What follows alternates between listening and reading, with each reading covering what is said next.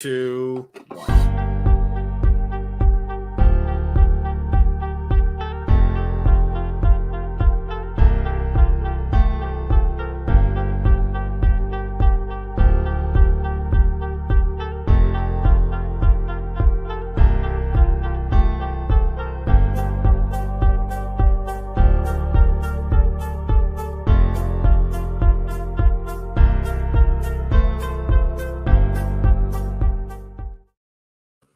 And what is going on, everybody? This is the Cloud9 podcast, season 7, episode 1. Here to talk about the LCS 2022. What? Just kidding. We're in 2023. Just kidding. Here to talk about the LCS 2023 spring split. And we are in week 2. And this has definitely been an interesting week. We had some really big, Reddit controversy surrounding TSM and the whole TSM drama segment. We're going to talk about that for a little bit. Then we're going to talk about 100 Thieves, who definitely look good now. Someone better. Yeah, they look a lot better right now. Dignitas, just garbage. Basically, Dignitas are the Excel of the LCS. Dignitas are literally the Excel of the LCS minus, Spawn, because he essentially played like 2 games last year. That doesn't really count, essentially. And then Team Liquid just pretty much kind of suck. Just saying. For the Team Liquid, names on the paper. Yeah, Team Liquid's underperforming. Oh, Lord. CLG is who we thought they were. We did say that. We did say that CLG, they'll get a little head start because they kept the same roster. But as teams improve and get a little bit better, they're going to get a bit worse, right? And one of the things about last week when it came to particularly TSM, I tell people is never let week 1 kind of overblown reactions fool you, specifically because there's many more weeks to play in this kind of format. I've been through many spring splits in majority of my 20s. I've been through a lot of summer splits, a lot of world championships. I've been watching the world championships for going on almost 9 years at the point. People have these overblown reactions to week 1 of splits when guys, it is literally a sprint, not a marathon. It's a marathon, not a sprint, obviously. So, even myself, I'm not a biased Cloud9 fan. Yeah, I love Cloud9. I love Cloud9 a lot. But, I'm not going to sit here and just claim certain things that they're doing when they're clearly not. And I'm not also going to downplay any of their success either, right? Like I told people, they blew out teams that we expect them to beat. I expect them to beat CLG. I expect them to beat 100 Thieves. And I expect them to, destroy Golden Guardians. FlyQuest, as we knew going into the split, was going to be either a team that really worked at the start or they were going to, ramp up as the split, went by. And we knew that if Cloud9 wanted to kind of, challenge for their title to obviously acquire their 6th title, right? They would have to have FlyQuest as their biggest competition. Essentially, FlyQuest and Evil Geniuses with their rosters would be their biggest competition. Cloud9 haven't faced Evil Geniuses yet, and I want to see how they stack up against teams that we initially thought they would struggle against this spring split, right? Because we did say going in, I had them at 2nd place because I still think that they're a good roster overall, but I did also say that they could easily fall into the 4th to 3rd place category depending on how you see it. Now, when we were talking about our preseason power rankings, we had 100 Thieves, Team Liquid, C9, Evil Geniuses, and FlyQuest in our top 5. We all said all of them could easily win the spring split, give or take multiple different scenarios, multiple different situations, multiple different ways playoffs work out. These are teams we acknowledge can win the spring split. The reason why we had Dignitas 6th is because, these 2 weeks have shown why Dignitas were at least 6th place. I didn't think they would be 9th place material. They're not as bad as Immortals. They're about as bad as Golden Guardians. I'll say this. Golden Guardians in their games look a bit better than Dignitas do. Minus the 80 carry who pretty much, yeah. Dignitas are essentially going into these games 4v5. Let's just be honest here. Them shits, they don't have an 80 carry. Okay, Stixxay did one good thing this past week. Those jukes that he did. Yep. I have not. Those jukes he did on Varus, beautiful. But that's not Stixxay for the last I don't know how many years I've been watching this guy, and that's not been the 6A I saw last week, nor the same 6A I saw the day before that game. So, yeah, people say, oh, he did some great jukes on Vars. Great. I mean, congratulations. I mean, he had some good jukes. Congrats. I'm pretty sure his team still lost that game. Doesn't matter, obviously. So yeah, that's just my thing going in. We're gonna talk about the big Reddit narrative, this past week surrounding the LCS TSM segment, which is gonna be, the big talking point. But yeah, currently, how do you feel about the LCS, man? What are you thinking? It's interesting. I didn't think Mars was going to have a win yet. That was my main thing. That was the first thing. Two, Golden Guardian has looked oppressive for a winless team. Like the difference between Golden Guardian and Dig being both winless, Golden Guardian, they just can't close. Right, yeah. And I can say that Golden Guardians, so we'll just start there. We'll just go from Golden Guardians to the top, okay? Golden Guardians, they actually looked like they were in somewhat winnable positions to win games, right? Yeah. There are some games that got completely blown out in, right? But I will say that the EG game, River was trying his hardest to make a comeback into the game. They made it a little bit competitive. Then against Team Liquid, in that game, they were trying. They were trying in that game. For this team to still be winless despite being in somewhat odd positions, winning positions too. Like, they're not in positions where like this team is just hard throwing into them. But teams are definitely throwing to get them this obviously. But they at least have somewhat proactivity now with Gory and River. And I'm glad that Gory was a part of the roster. I couldn't really take their roster seriously if they're fucking gonna keep playing young. But I know that wasn't their initial position. Yeah. Gory had visa issues. Gory's here, and they look a lot better. I will say that. I could see them getting 3 wins. Yeah, I could see that. I could see them getting 3 wins during the split. I could see them stealing a win from somebody. I just don't know who yet. That's the problem. They already beat CLG, right? No, they haven't won a game at all. They won a game at all. No. They played up against Evil Geniuses, which was for the sake of just talking in good faith. Early game, EG. Yeah. No, early game EG looked bad, but it was that one team fight and EG was just able to close it. 100 C's. Cloud9 destroyed them, and their game that was just a wash. That was a FlyQuest game was. There were moments in this game where they could have did something, but FlyQuest always had an advantage because they just like the laning plus FlyQuest have an ADC that makes it a lot better. Yeah, Prince is like the best player in the LCS. Plus, Golden Guard be having some draft, like some of their drafting. I'm like, okay, this seems weird. It's like every time I've seen somebody pick Zeri, it's like that team more likely wins. I'm like, okay, this is just weird. Dude, I don't even know why teams keep giving over Zeri like that. Like, this is what I don't understand is like some teams will know a pick is very good. They can't beat a certain team playing said pick, but they'll just keep letting it go through for, I don't know, ego reasons. Yeah. They know Doublelift is really good on Zeri, yet they just don't ban it because, I don't know, reasons. And whenever you ask these guys why they don't ban a certain champion that they just keep losing to, there is no honest reason. The reason is they think they can counter it. They never do. Guys, newsflash, they never do. I've heard this excuse for fucking years, okay? Never happens. You know what ends up happening?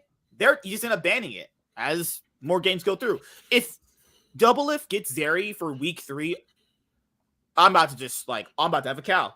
And 100 Thieves, as we'll get to them later, they look a lot better going through. But yeah, Golden Guardians so far in some of their games have been in winning positions.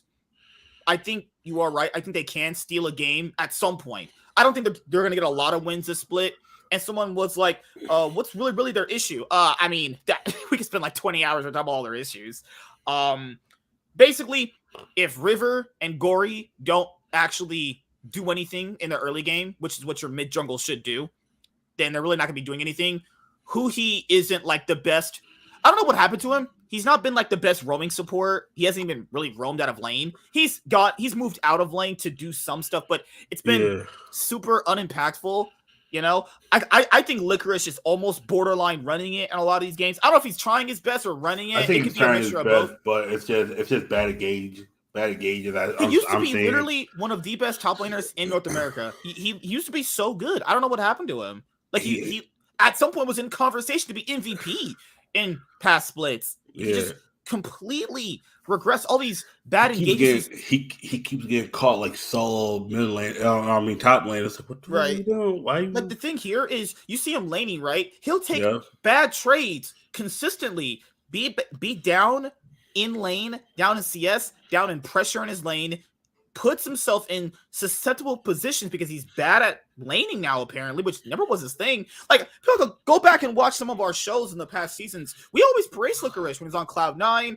Then when Cloud9 finally got rid of him, went to FlyQuest. Ever since he played for FlyQuest in 2021, he's been just straight up downhill. He had that one good week last year when he first initially joined Golden Guardians, when they were playing solo that week. And then after that, he's been I like Licorice as a player.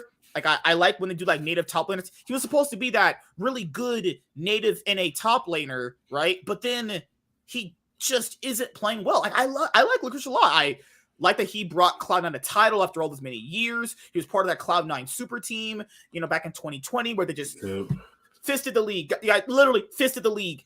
They lost 2 games, one in the regular season to TSM and one in the playoffs to Evil Geniuses. They lost 2 games the entire split.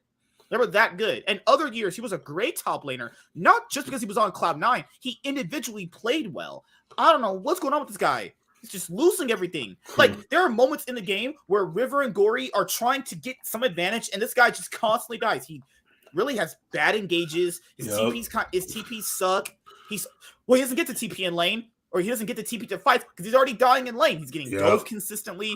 Like, someone was like, did you replace him? Yes. If they want to actually get a lot better in the league, they're going to have to replace him. Like, I'm sorry. He's just not playing well at all. Maybe he plays better in scrims. I'll concede that. But his laning phase is absolutely atrocious. What does he do better than, like, Revenge? Honestly, I never thought I would say that I never thought I would say that. Like, what does he do better than Revenge? They're both the same. They both play like shit. They both run it down. Yeah. Who he and Stick say is a bot lane, I mean, like, people say they have good team fights outside of lane. Yeah. Are they ever going to get out of lane and, like, actually be either going even or in an advantage state? Like, that's not going to fucking happen. So that's just my team with Golden Guardians. They could probably steal a couple of wins. I have a feeling they will play spoiler. I don't know if it'll be this week. I don't know if it's going to be next week. I don't know if we'll go be, like, past the first round robin when we play, like, 9 games, something like that. When we play the first round robin, maybe it'll be week 7. Maybe they'll get an upset win and they'll have it so like FlyQuest can't finish first place because Cloud9 is be ahead of them when they beat FlyQuest. I don't know. This roster is. I don't think it's gonna be FlyQuest. I think what they're gonna knock out one of the mid teams. I think they're either gonna knock out CLG or TSM. One of those teams is gonna lose at the wrong time to go to guard, and then they're gonna have a trickling effect when they just can't get back. So yeah, that's just my thing with Golden Guardians. I think they could play spoiler. I do, but no, they're definitely gonna play spoiler. Is what team is gonna start slipping at the wrong time? That's the question. Ooh. That's my question.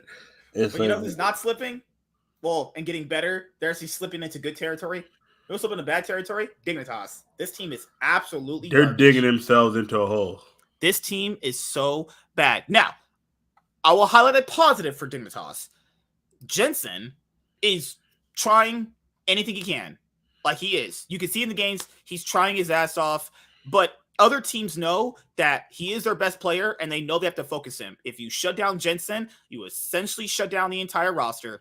No, I'm not shitting you. When they ganked Jensen, and we all saw these for the last 4 games. Now we have a 4-game sample size. Jensen is their best player. We knew that going into the split. He'd be their best player. We also said that essentially Santorin would have to gank through Jensen and play through him. Santorin doesn't gank at all. Santorin plays like Xerxes right now, and that's not good. Playing like Xerxes is not good. Xerxes is turbo sprinting it in the LEC.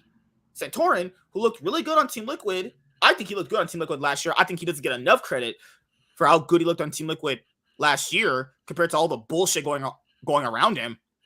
He's been just AFK farming. He's got no faith in this team.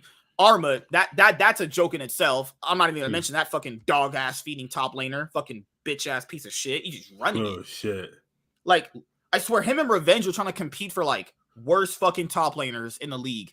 What a horrible top laner he's been. He's actually running it down, people. This is pathetic. Like, he's just playing like a bitch, and he sucks.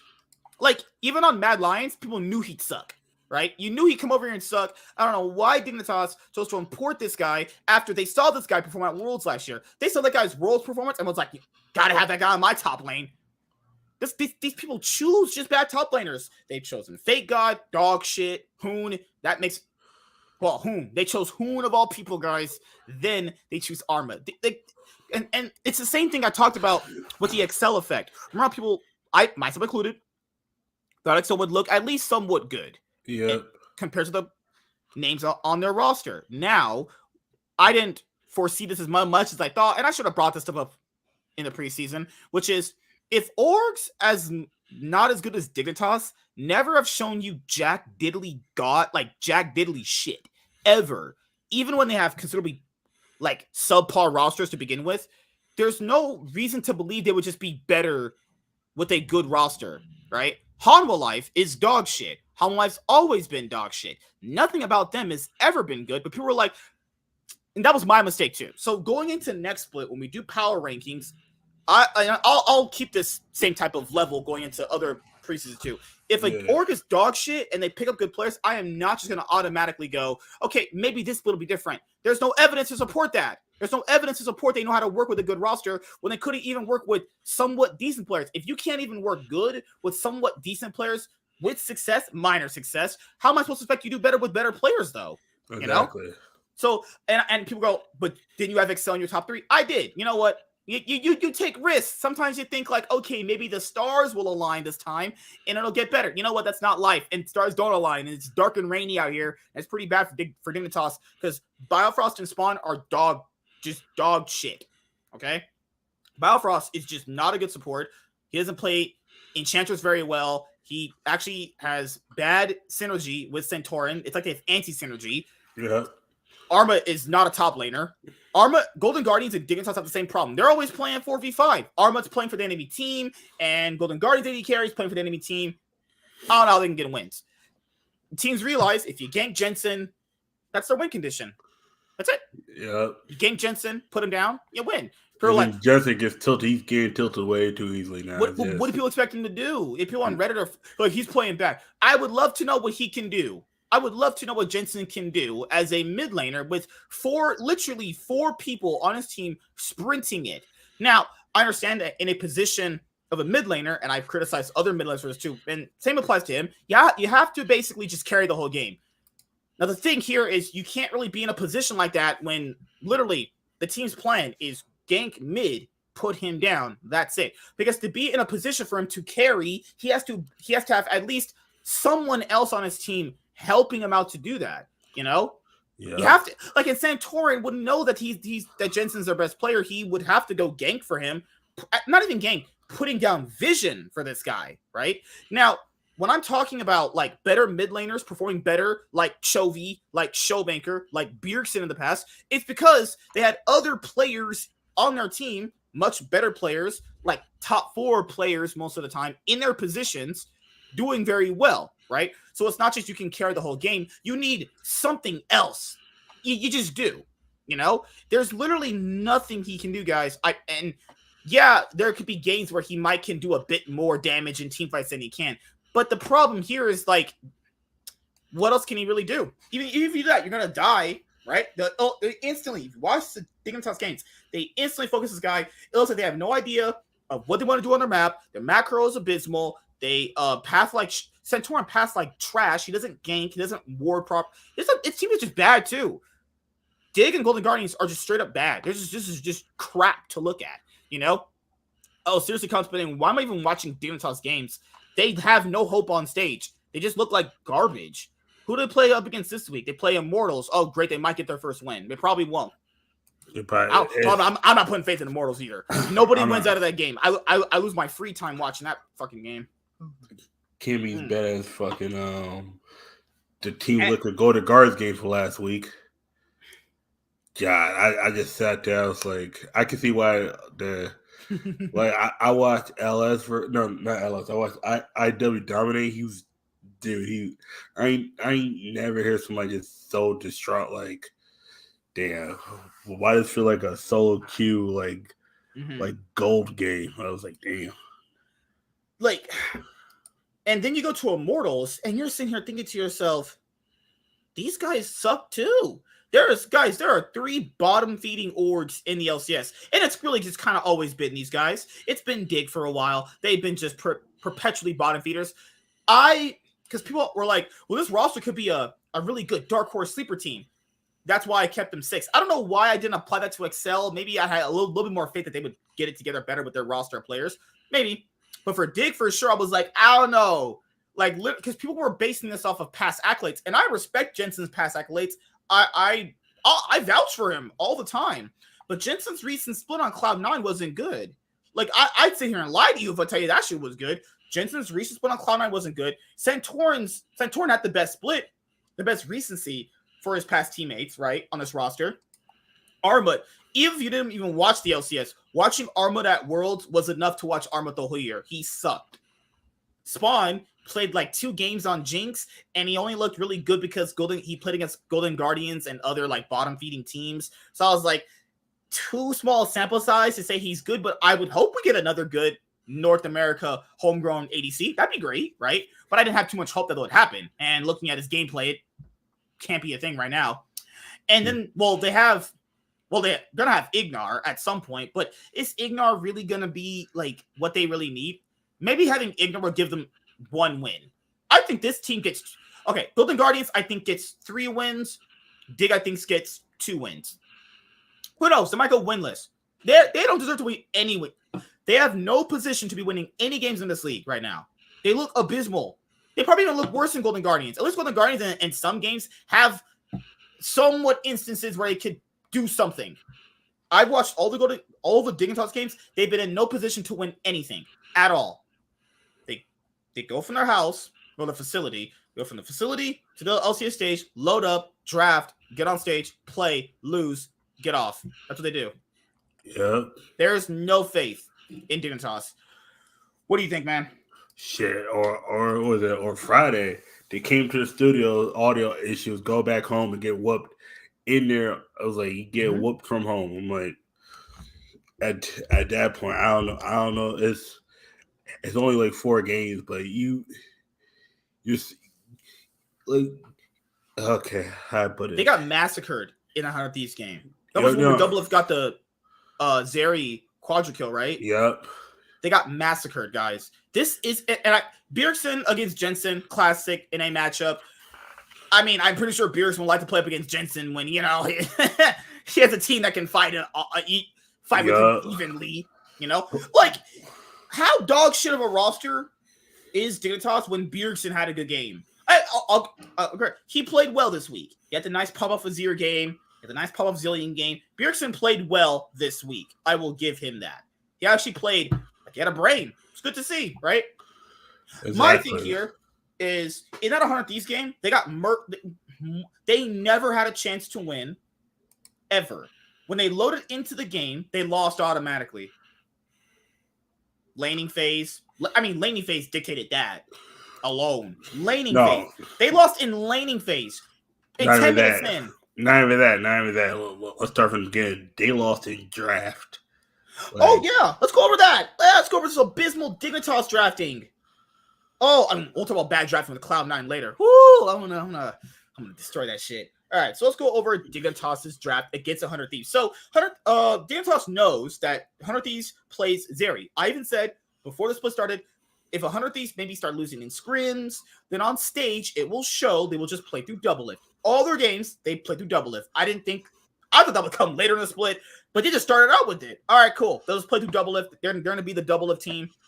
Sounds pretty familiar. I didn't think otherwise. Great. So they know this. They know this, and still actively choose to either not. Centaur just doesn't gank. They draft abysmally against Double Lift, and they still give him his best champion Zeri. Yep. What type of sense does this make? You can't make this shit up, people. It's horrible. My brain is fried. This team is ass. They don't do nothing on stage. They get on stage, load, draft bad, lose, and then get off. And then go home and beat off. And they probably scrim. They probably go 0-50 in their scrims. I'm not kidding. This team wins no scrims. No way you can convince me this team wins scrims. This is the buy in scrims. You're like, do I got to scrim Dignitas? Yeah. What are we getting out of it? I'll buy you a stripper at the LA strip club, and I'll have them suck you off. Come on, it's just the league minimum. We gotta scrim these guys. Yeah, what? I'll give the closer. Closer played great too. But okay, he had Closer played all right. He had that ink flash on Vi. Yeah, there's some mental errors he was doing. Maybe maybe he just didn't care. It didn't toss. Like I can't really get him to care about that. Like I never thought they would lose the game going into this. You know, That was funny. You see, he had the int vibe fucking flash and shit. Oh my god! All right, so let's go over the game really quickly. Dig versus the 100 Thief. This game is abysmal. Nothing about this game was good. This game was a blowout from. Literally, you knew when they were camping Jensen it was going to be over because you didn't have hope that any of the other lanes would be good. So. This is also my thing with NA teams too. Why do they keep drafting Lucian Nami? No, except, all right, I will give it to only FlyQuest have I seen play Lucian Nami well from the LCS. Yeah. Cloud9 haven't even touched Lucian Nami, right? No, they mostly have Fudge do Cassante. Yeah. The issue is this. Victor is good, but then you're playing it into a Azir. That's kind of iffy. Orin and Cassante kind of even each other out. Like, remember what I told you? Tenacious going to be on tank duty. Yeah, he's on tank duty. That makes sense. But our move with Cassante is garbage. No. I've only seen.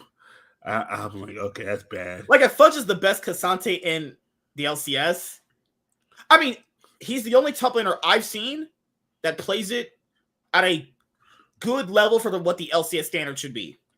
Yeah, Lucian Nami's not bad, but the issue is whenever LCS teams play the bot lane, I think they're horrible with it. It's overblown because it's it's like the standard now. It's like they're Lulu's like, okay, that might become standard, but people are banning Lulu and then they'll give them Yumi or they'll give them some other champion. Right. Because the thing here is I don't think I've seen any LCS team pilot Lucian Nami where I was like, man, that's really impressive. Like Evil Geniuses, I think did it with Lucian and Yumi. Yeah, because Vulcan did it with Yumi. FBI popped up pretty hard in that. He was wrecking ass in that game. Like FBI, he looks pretty good. Like I think the LCS has a pretty solid top 4 ADCs. They have Berserker, Prince, FBI, and Double If. I'll say are your top 4 right now. That's pretty good. You know. I think Double If has looked pretty good from these last 3 games. That Heart Thieves game was troll. Outside that Varus game, he's looked good in every other game. I will give him that. Yeah. Destiny 9. Oh, the Destiny 9 game Varus for Double If? He ran it pretty hard. That was he even said it that he probably won't go back to Varus. He was like, I called it. Remember when people play Varus in the LCS, they suck with it. That's Varus and Lucian. I can't find that clip anywhere, but he said on his video that he only played Varus 3 times in the last 3 weeks. I'm like, dude, bro. If that's not admitting you're trolling, I don't know what is anymore. If that's not heavily piloted this champion 3 times, want to play in a professional game? Yeah. If that's not trolling to most people, you need to go outside and sniff the grass, please. Imagine if we were having a Yu-Gi-Oh tag team, right? And you're like, how many times have you dueled in the last 6 months? I've only dueled like 3 times. If you don't throw me out the window, if you don't get the fuck away from me. I swear, I knew he was trolling in that first game because no logical person would play as bad as he did on Varus.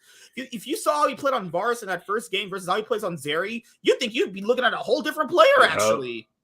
I was You like, know? what? I was like, yeah. He's like, I mean, I know how to play Varus. I just didn't remember what the I just know what his abilities do, you know. no, I no, just put out no. what his champion did No, casually. he knew the abilities, but he forgot the combos. Oh yeah, He was yeah. literally. He said he was. Damn it! I think he deleted the VOD. I'm trying to find I've this seen that on video you're clip talking it. about. But he just said he was literally learning all the combos big game. I'm just like, Like if that bro, if that's that's not not encouraging. trolling, That's not encouraging, man. that's not That's like encouraging, and me. that if that's not win trading That's like trolling, I me don't know what going is. into a YCS trying to win, and oh yeah, I just picked this deck up, like nigga. Oh, like because a lot of pro players they test it online. No, I never Wait, you check tested up this his deck. solo queue because you can check their public solo queue records Yeah, for their solo queue. He didn't. You were right. He didn't play Varus a lot. I was yeah, surprised he played Varus because I knew he didn't play it a lot. That's why I told people he was trolling. because I didn't just like say he was trolling for the fucking good of my health. No, he actively played like shit. Then they try to blame it on the Azir support. The Azir support's also a bad pick. But oh and no, that was a Busio, bad and then pick, Busio but on stage, he was like, "But it poked you out. Thank God you can play Azir. That is literally what he that does is at the most good. basic level. Great job for clicking your buttons properly. Like you got Booster play the champion. He's Familiar with what? because he was a past mid laner, but playing Azir support versus playing in mid lane is very different. I don't care if it was supposed to poke them out of lane. Great, that's what the intent of bot lane was supposed to do. Yep. But that didn't happen. And then you look at how they've been playing on, their last 3 games outside of the Cloud9 game. What did I tell you? He played badly with that Azir support. He's not going to get to pick what he wants anymore. They let him do that because it's week 1 and it's his first game. And it's like, They let him do that. Plus, like the only one that took game 1 seriously were Closer and Tenacity to a certain degree. Yeah. Tenacity just got he got outranked by Fudge, but like Closer was like actually taking it seriously. Like Beard was just trying to get his feet wet again.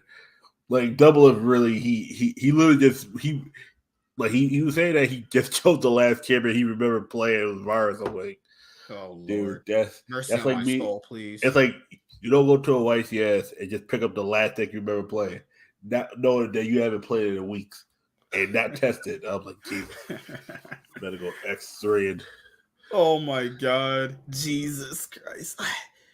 It's like when you hear stuff like that, you just can't help but think, how could any coach just let that go through? You can't play anything else. Because we've seen like how drafting has evolved too, where like even if the main priority champions are banned, you can go to like tier 2 shit. Go to tier 2 stuff. I'd like that better if you went to tier 2 stuff rather than picking a champion you have barely any practice on. It's crazy, It's like what the fuck was? And I don't know why Nuke Duck, of all people, would let that go through. But let's go to Immortals. Immortals. I mean, like, how do I talk about these last 3 teams? They're just so bad. What do you even say? Immortals got to win. CLG looked so bad. It made Kenvi actually not play like he was like slow or some shit. Kenvi actually looked like he was playing for real this time. Like, you know what I think it was? I think him being at home made him play better. Yeah, no, and the caster said it. They said some of these teams, I think they felt comfortable. Like, look at some of the teams how they played. Like some of these teams when they went back home, yeah, there was ran a couple interviews with some of the players where they mentioned they were really nervous for week 1, and yeah, like that's gonna happen. People like, guys, Faker still gets nervous. Like, people like, how would Faker still get nervous? If I have to clarify that for you, just theorize in your head. Best player of all time plays in biggest match in history. Why would he not feel pressure? So yes, LCS pros still feel pressure, and I still think Kenvi is dog shit. I think he's still one of the worst junglers in the league. The fact that CLG of all teams can make that guy look good, that's saying a lot because he's ran it down all last year when he started playing. He's ran it down the other games. Now, factor this in. The game where they went home, he actually looked like he had a brain. He was like, we have to clip that Squidward shit of him taking his brain and throwing it in the trash. Yeah. That's what it feels like when I watch Kenvi. My mother takes his brain, knowledge, trash. We'll just go on autopilot. I think he leaves his brain at home and goes to the studio. And when he was back at home, he was like, "Oh, now I know how to play." I was like, "Dude, that's like this kid today at my locals. Mm-hmm. Like literally, he forgot all the plays he was doing. Mm-hmm. He said he knew everything back home. It was like." Mm-hmm. In a best of one, he'll win like 95% of the time. In a best of three, he's losing because I can side. It was like, and then it was like, and you look, you was like, damn, Immortals look good, but I mean, as long if there's an audio spike every week, Immortals might go. Was it? Immortals might go 15-3. They might go 15-3. If Immortals go 15-3. I will literally delete both my YouTube channels. Like if Immortal, like, but think about it like this: they only play good when they're at home. Like, if the studio like audio becomes corrupted, they can't play there for the rest of the season. Mm-hmm. You know that might be the only way Immortals win. It's like because you saw how they played the first. Remember the 2v2? Remember in the Team Liquid game? I was like, I had the games going. Yeah. Right. So. What Kenvi could do, and this is what I always say he should do, is he doesn't know what he can't. Guys, if you watch his games, I don't know why people thought he would come into the league and just do well because he looked good. First of all, he came from 100 Thieves Academy, right? 100 Thieves has been pretty much known for kind of like bringing up prospects to go to the LCS. That's great, right? But people need to understand this when it comes to league. You have to differentiate. Is he doing this on his own, or is he doing this based off his team around him or the coaching staff? Because from what I can tell from all of his games I watched all of them, he doesn't know what he's doing around the map. He just doesn't know, right? So what does he need to do? He needs to just do what he did in the Immortals game. He needs to pick a lane and just camp for it. And he chose to camp for revenge. He didn't camp for the Kassadin, who was ahead in CS, winning. He didn't go camp for the Draven Nami bot lane, where if he got that lane ahead, it's just over. No, he chose to camp for the Renekton Cassante matchup. Yep.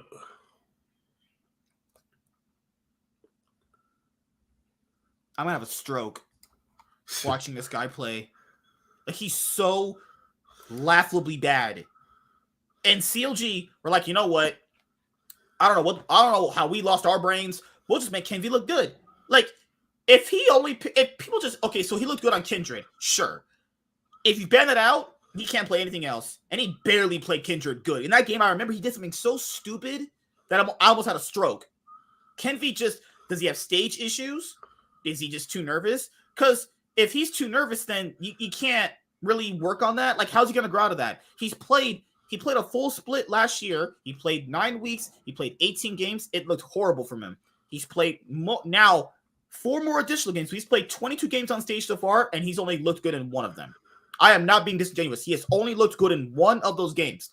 Go back and watch last year's games. Tell me he looked good. I will never take anything you say about League seriously. He looked like dog shit in all those games. He's looked only good in 1 of these games he played so far. So is it his team? Does his team suck? Yeah, his team kind of sucks too. But he's not doing anything. He's just sitting there and just dying consistently. He hasn't been ganking as well either. He ganks literally when 2 people are about to die. Great. You can do basic jungler things. Congrats. And then tactical and full ass, what do I call him? Yeah. Tactical and full ass just got destroyed in the 2v2 with Yeon and Core JJ. Like, bruh. Watching these three teams just play is just. I knew it'd be bad. I didn't think it'd be this bad. Like, this is atrocious. Yeah. They got no soul on stage. It took Immortals it took the LCS having audio issues for them to actually look good in a game. And it took so maybe we have this distinction. Immortals can play better, maybe in scrims, and maybe CLG looks better on stage. The games on stage are what matters, everybody. But what do you think, man? I mean, Immortals looked good at 1 game, but I don't even know what to say about them. Look good either. Nah, CLG. I saw CLG going 2-0. I was like, okay, this is surprising. This is. And then when he lost the first game, I was like, okay, that's not surprising. Yeah, I mean, we said they're most likely going to lose to Cloud9, and then Cloud9 will lose to FlyQuest. I mean, that was pretty much a given, you know. Cloud9 clapped them, but But it was like, That okay. Fudge invade onto contracts when he was playing Fiora, when he put him behind. Woo! Y'all gotta start betting. Like, if like you guys gotta start betting like Casante and Fiora automatically. Just let's go to okay. So the next team is TSM. So TSM lost both their games this week. They got obliterated by Evil Geniuses. Obliterated, ass gaped, fisted. We're talking like Adriana Chedid getting fisted. I mean, work like a puppet. Call TSM. I'm talking Pinocchio. like someday an FBI took out their fat cocks. We're talking like I mean, not even that. It's not Michael even Clark that. Duncan level cocks. We're talking 14-inch black BBCs, and they shoved them right in TSM's ass. All the way in. They tickled their fucking backs about how far that shit is. FBI, let's put it this way. TSM got worked like a puppet. We said this, remember? FBI was going to perform better with Vulcan.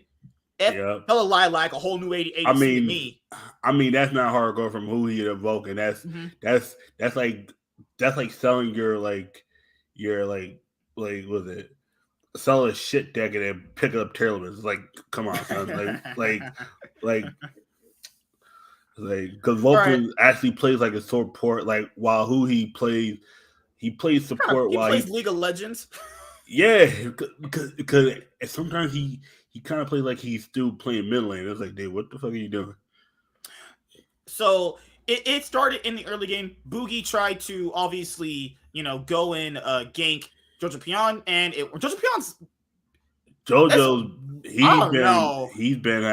he's just been off. I just hope maybe he'll scale more into the split. That's just the best thing I can say right now. He's not looked like the worst mid laner. I mean, people are just target focusing him, as you can tell. He's definitely target focused because the thing is, he's playing too far forward aggressively, and he's not respecting the gank pressure potential. He's playing way too aggressively, and he just keeps getting punished for it. It's like, dude. So, Evil Genius's draft is better than TSM's. Now, I do like the Galio pick. I think that people should play Galio more mid. I like that. I don't think this is a game where, like, you should go, oh my god, the Galio lost the game. Galio was a good pick, but Galio does get banned, like, often. Yeah, Galio against Ryze and Lucian is death. He does his E, he does his taunt. They're essentially just bots at that point. Yeah. The Galio's not the problem. The problem is his team fight, where Maple tried going in. They tried to all in onto Inspired. They don't kill him. Then FBI still not focused. Lucian gets a quadra kill this early on. This whole game's over. They just get absolutely murdered. No team fight coordination from TSM. No target selection. Left the Lucian fully just free firing on the back line. As TSM have a Wukong, a Galio, and a Nami. If Chime wasn't so far ahead, freaking FBI could have had a pentakill. That's how. Oh, sure, yeah. Mm-hmm. And I was like, damn, Chime's lucky because Chime's about to get murked. Like, FBI's looked really good this play. It's crazy how we have Prince in the league. And Prince is the best ADC. I do not disagree with that. But FBI has looked really good. Like, this guy's laning great, team fighting great. That's what happens when you get a support that's an actual support, and that support that's like who plays League of Legends. Actual support. I was gonna say trans support. Jesus. I mean, you say he was a mid laner. I'm like, he was a mid laner. Yep.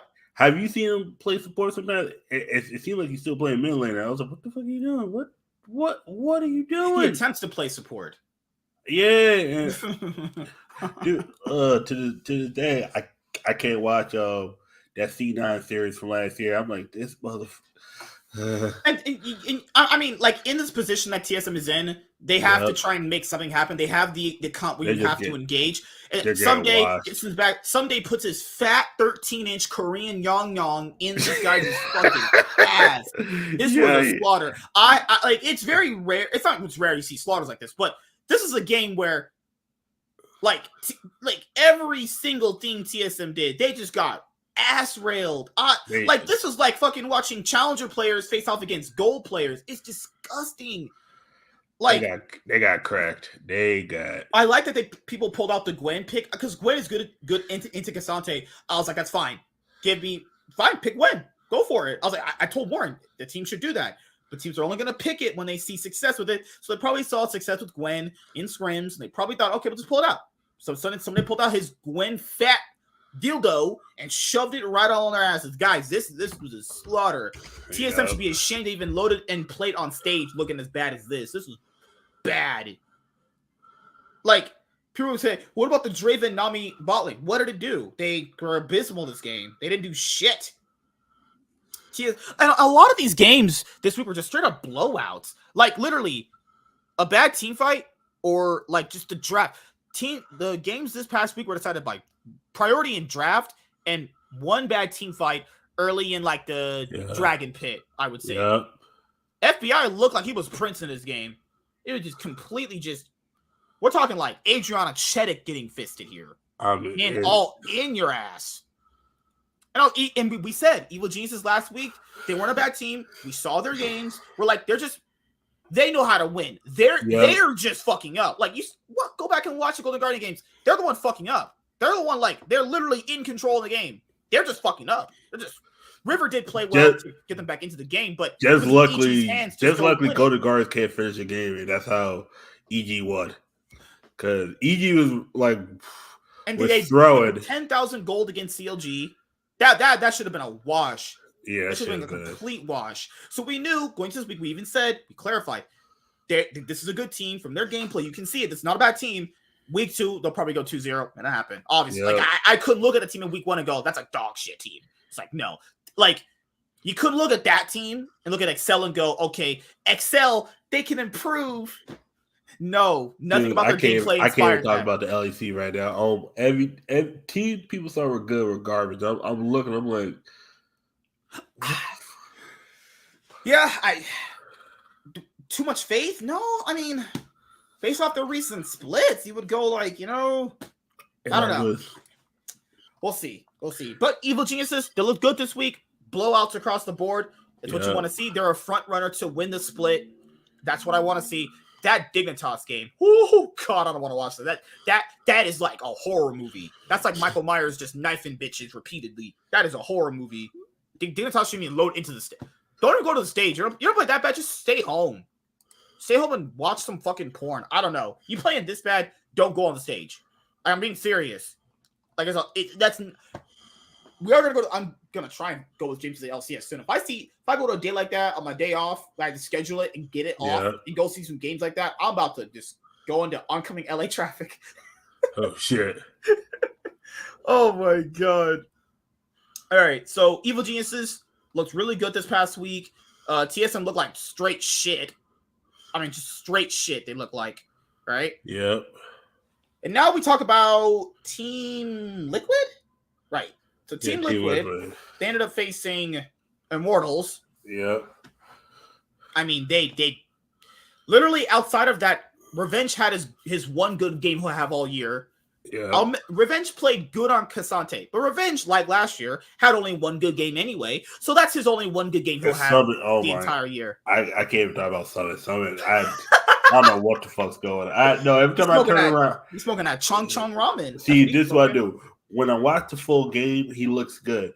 When you watch highlights, he always getting killed. I'm like, dude, you gotta stop that. He just plays so disrespectfully.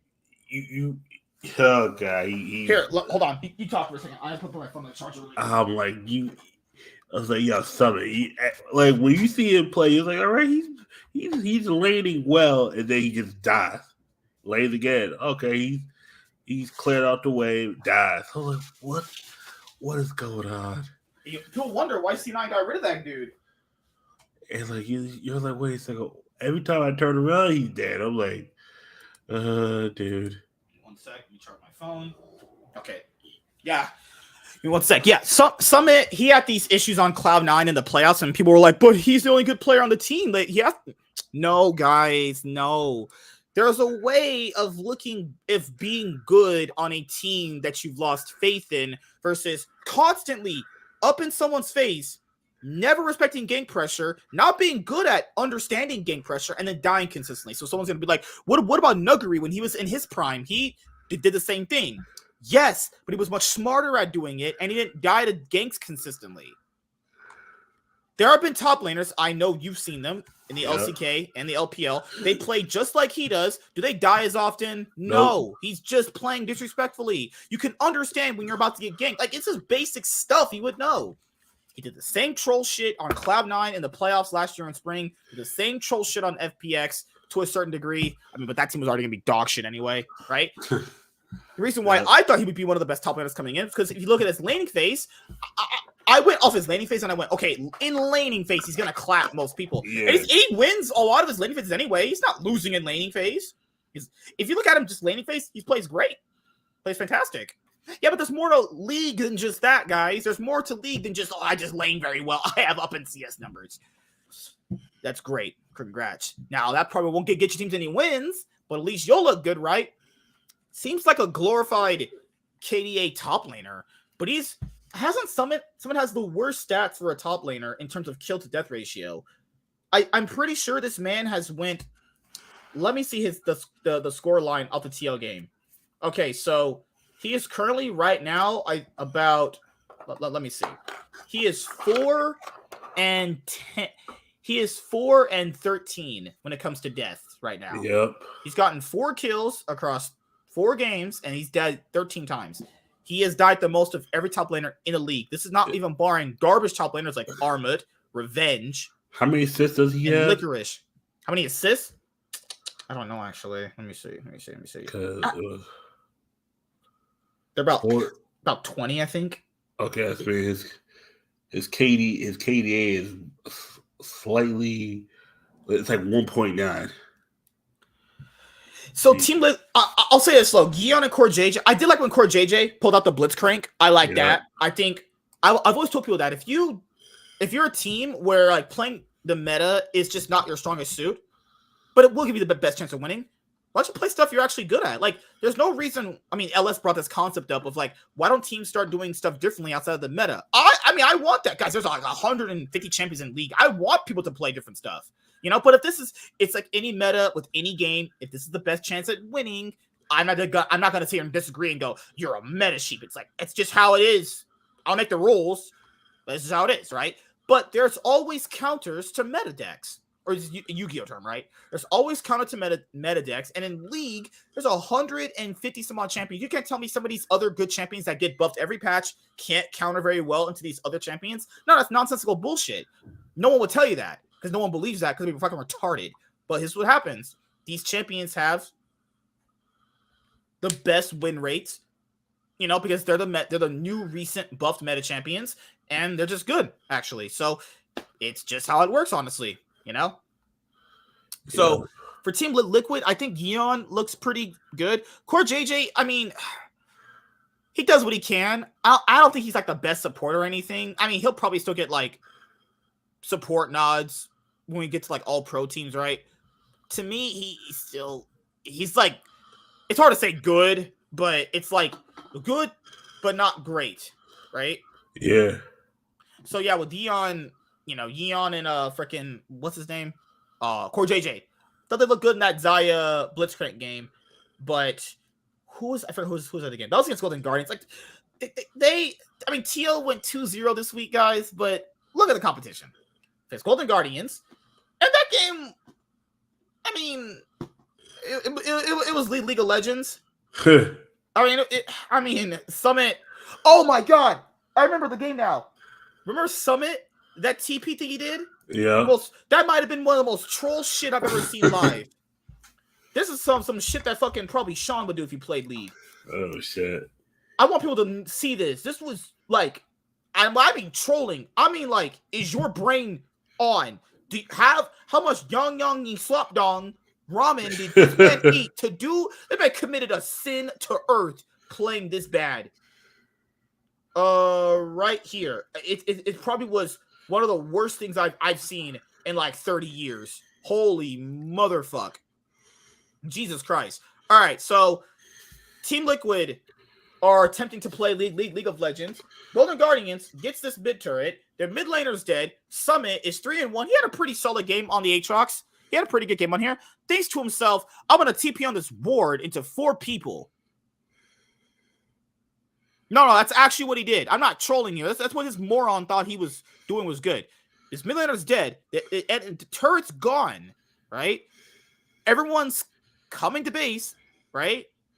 What does this guy think he's going to do? He's going to blow his TP into 4 people. What? If you do that in my game, I'm reporting you to the FBI. That is some int trolling shit. Why would anybody think that's a good idea? Like, that's crazy. What is that? What the hell is this? His brain is fried. How much top ramen from America does this guy eat to think that was a good idea? Someone said, but he could have just comboed them. You could combo them, right, with a LeBlanc with 2 chains. All LeBlanc just throws her E, and Gragas could just imply ult. Oh no, he doesn't have ult there, but for what he does, body slam. He just body slams you and you just stunned. Wukong also could just what? 6A also has his ult. I mean, did he have his ult right there? Let me go back and see. Someone's like, all right, analyze the team fight wrong. Okay, so even if they don't have because they don't have their ults right here because they just blew on the team fight, LeBlanc still has her chains, and Gragas still has his body slam. Yeah, he saw the pentakill in his eyes. Prince winning player of the week was so BS for narrative's sake, with him and Fudge being the MVP frontrunners. Fudge has actually played good. I mean, I MVP's too early to call right now, but Fudge and Prince have looked good. I will say that. MVP, it's still too early for that. I won't be doing MVP nods until like week 4, week 5. That's when I start kind of doing them. It's too early right now, but they played good. I can't be like, oh, they played bad. They're good. Harry, I don't know, just yeah. This is what this team. What is with this team? It's just randomly going at side lanes and just dying, and it's like they have no position to be there. There's nothing to gain on the map being there in that spot, and they just go to that spot and just die. But yeah, that TP. What's that thing that Medic said last year? That TP sucked. That TP really sucked. That's reportable TPing right there. But Team Liquid, they beat Immortals and they beat Golden Guardians. Great. Yep. I just don't. I mean, they looked good against. They look good is debatable too. They looked good against the worst teams in the league. At least they're beating the bad. Like at least they're beating the bad team. Yeah, that's true. Because if they were losing to those teams, I'm like, you know what, we might have to send somebody back to Korea and have them join the military. All right, let's go to what's the next team we have? We have CLG. I mean, the week kind of said itself. They just look like shit. Yep. I mean, they just look like trash. They just look really bad. All right, so the Cloud9 game was decided off of several things. So we'll go over them. Let's go over it. Why was the CLG game against Cloud9 impressive outside of Fudge? I mean, Fiora, any newer conscious was going to start because Vi needs to start on red because she obviously is just a damage jungler. Yeah. She needs to start on red. So outside of Fudge's really good cheese invaded did on contracts, that essentially won the game. Like, I agree with that, essentially won them the game. That is a fair assessment. But there's also another reason why CLG lost. I mean, it wasn't because contracts really got invaded. Their draft is bad. Like, I remember this game where the CLG drafted abysmally. They drafted Seraphine and Karma. They're going to take their ADC, Luger, who has shown he can carry some games if you give him the right tools, and put him on Seraphine. This is a no-damage comp. Where's the damage? Where's the damage on this team? Wukong can't get ahead early because Fudge screwed him over this game, which was good on Fudge. But where's the damage? Karma Seraphine bot lane. What the hell is that? That's such a troll draft, man. Like, is that a serious draft people do in scrims? You deserve to lose every stage playing like that. Dokla got completely just gapped right in this game, and people said, "Well, can Fudge play anything but Cassante?" This week sure proved it. I mean, I would say his Fiora is more dangerous than Cassante. Yeah, like he looked great on Fiora this past week. Because people said, "Why did he look kind of bad summer split of last year?" Well, LS did some troll shit and put him mid, like that was ever gonna work. And then you also have a thing where like putting him mid, he's not playing top lane, which means his skill's gonna deteriorate to a certain extent, right? So then obviously if he had a full year to go back to playing top lane, yeah, he's gonna look a bit better. I say he's gonna be the best, but I say he's gonna at least do well. Yeah. You know? And this, I mean, this whole game's over. This is such a troll draft. This is such a troll draft. Man, get off Cassante, Wukong, and a Seraphine bot lane. You need to get off the stage draft. Seraphine was like Seraphine Karma to the squishiest champions I've seen, where it's like, well, it's like you want to have a damage threat on your team, right? Why are you giving your damage threat Seraphine? Seraphine very good with the wave clear. I think the issue is that Karma, if you get 3 hits on the motherfuckers already have HP. Like, trust me, as someone who plays Seraphine, loves Seraphine, I would never play Seraphine 80 carry. Like, you give your 80 carry Seraphine when you have no faith he can actually like carry the game. Yeah. Like we saw that with Danny last year. We saw that with Flackid. Remember G2 kept giving Flackid Seraphine? People were like, oh, but they're just trying out different stuff. You don't have, fuck, bro. Copium people are on with some of this shit. See, an equivalent of that, it's like when you tell your quarterback, okay, only throw 5 yards, just hand it off to the running back. No, that's what they did with Jimmy G in the Super Bowl. That's what it's like. Do not lose us the game. You don't have to win it for us. Just do not lose it. And that's what I'm starting to see with certain champions, where certain teams when certain players get put on certain champions. I'm like, all right, cool. Yeah, you start to notice, like, wait, why are you getting this if you're like supposed to have this position? And I'm not saying that you can't play other champions to win, but CLG of all teams needs secondary threats. You can't put like one of your main damage sources on Seraphine and think like, damn, okay, if you're gonna do that, then where's your other players that are gonna pick up the slack? Because Dokla sure isn't going to do that. Neither is Contracts can do it. Like I think he's one of the biggest contributors to like how CLG could potentially win more games than they should. But if you're leaving that in the hands of Dokla, I mean, yeah, Dokla carrying that sounds fucking great. Such a troll fucking draft. Seraphine Karma bot like that was going to work out against Caitlyn and fucking Kalista. Good luck with that one, buddies. Yeah, CLG, you lost to Immortals. Just go to next week. It's okay. they face TSM and Golden Guardians. So we'll just go next week because CLG sucked this week. Bad. All right. Top 4 teams. Evil Geniuses, Cloud9, 100 Thieves, and FlyQuest. Which one do you want first? Well, we talked about Evil Geniuses already. They giga stomped this week. Yeah, they fucking EG looked really good this week. Okay, let's talk about 100 Thieves because that's going. I will say this: they actually looked good in their games. Yep. If they're doing the whole like protect the double lift comp, they actually look good. Like I'm not gonna be like, no, they look good, right? If they're doing that. Now, I like if certain teams attack that strategy and challenge it in another way. I don't know how that's going to really affect it all depends on what champion you give to other people. If you're giving Beardsley Zillion and Tenacity Orange that should be an auto ban. That should be an auto ban from like how's that not an auto? I think he's earned the respect, at least in the LCS, to auto ban Zillion from him. Zillion's the auto ban from every game he gets Zillion, he wins in the LCS. I think he has like a 90% win rate with it or some shit. Zillion and Vi for closer should be auto bans. Right.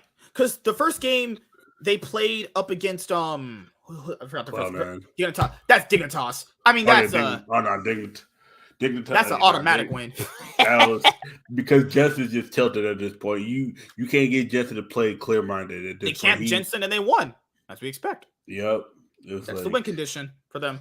Now was the TSM game. Oh, that was horrible. TSM gave him Zillion. I'm just sitting there. I was like that's really? I saw them give her a Zillion. I was like that win. Oh my dude! I was like, just right. I have my brain. I swear on the screen of my eyes. I just wrote W over. What's that money? That's that DX double G fucking meme. The fucking money sign and shit. It's that the sunglasses meme where the fucking. Oh yeah. Yeah, you know what I'm talking about. Yeah. Mm-hmm. I saw that. And I was like, lost. Just go home. Go home. L. Like you just go Solo getting right there, just rammed up and fisted by. He made Tenacity look good. Motherfucker made Tenacity look good. What the fuck? I'm just sitting there Made Tenacity look. He was a top 4 top laner. All right, Solo get waxed. I'm just sitting there like, okay, Solo's playing bad. Their draft is shit because you gave him Zillion. Like, all right, so this is already troll. I hate watching these games because this shit just and people's like, you say everything's troll. I am when I see it. That is fucking trolling. Okay, this is what Maple did. I think Maple's good. I'm not gonna say Maple's in the same position that Jensen is in. He gotta kind of carry some corpses here. All right, so I get Maple. Plus also, why would you pick Gangplank? He trying to be Impact. You're not Impact, bro. Impact can play Gangplank. Solo playing Gangplank is not good. You play the most basic. Azir's good, but Azir, that's just a wash. They literally gave 100 C's their like dream team right here. So you gave them Vi, who can dive Lucian Nami. Yeah. Then you also gave them Zillion, which can revive Nami, Vi, and Cassante, who also can dive them. Then you also gave them Zeri and Lulu, who Zillion can also revive to keep constantly doing damage. And then Solo picks Gangplank, and I'm just sitting there like, you know what? This is a 6v4 because Gangplank ain't doing shit. So this is why I criticize this when I watch this game live. All right, so Maple does well, dodges both bombs, great. He gets ganked. Okay, cool. Why is he not flashing downwards? And then why they think? So I'll play it slowly for everyone. Okay, this is how bad decision making some of these guys can do it. Why is he flashing this way? Why isn't he flash this way, close to his turret? Why is he not doing that? Then he's shifting sands over this far when he could have shifting sands this way, been safe under the turret, and then maybe Closer doesn't flash over this raptor pit and then kill him because Closer flashes over this raptor pit and then kills him. Why is he not going toward his turret? I don't know why people don't do that. Why are you not going towards your turret? He can still flash. He can still flash down. They can't even if he chases a 0 under the turret when he still has shifting sands up. Like maybe he might die, right? He might do a return kill. Going over there that's why he did the emo. He's like, this is trolling. He deserved to die doing shit like that. That's bad. Yep, first blood. Then TSM fail a 3v2 dive. Look at that. Oh my, look how bad that was. They mismanaged the turret aggro on a 3v2 with a Zeri and a Lulu with a Maokai who can lock one of them down.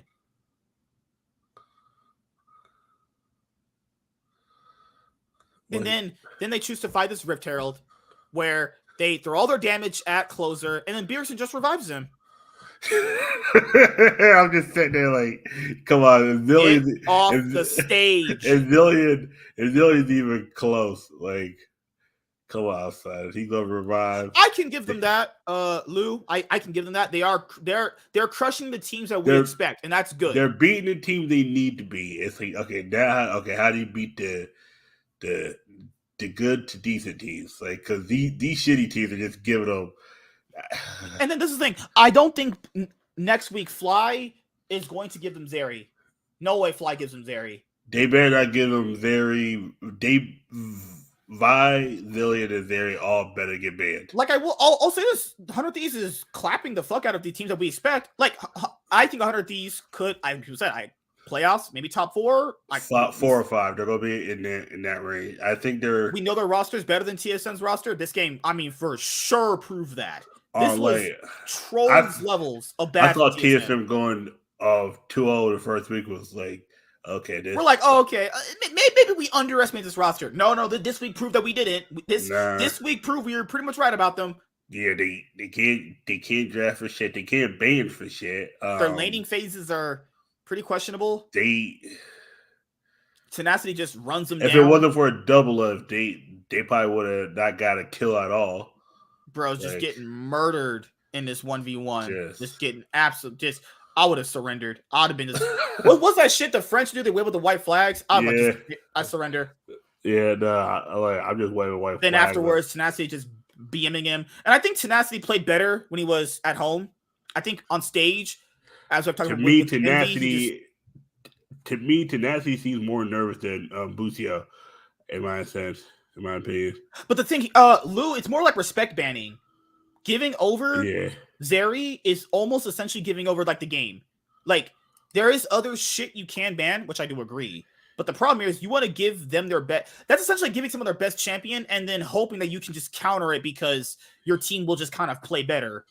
I don't know if you want to take that risk though.